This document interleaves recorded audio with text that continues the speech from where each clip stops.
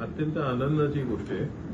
खरं तर या नराधमाचा चौकात चौरंग जरी केलं असतं तरी आम्ही लोकांचं ज्यांनी केलं असतं त्यांचं अभिनंदन केलं असतं.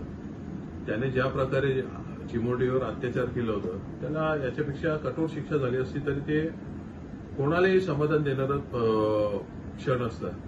मी विशेषतः ठाणे पोलिसांचं अभिनंदन करेन की त्याला जशास तसं उत्तर देऊन त्याने केलेल्या पापाची शिक्षा दिली आणि विरोधकांनाही विनंती करेन की प्रत्येक गोष्टीवर राजकारण करू नका. तुम्ही सगळ्याच गोष्टींवर राजकारण करायचं नसतं.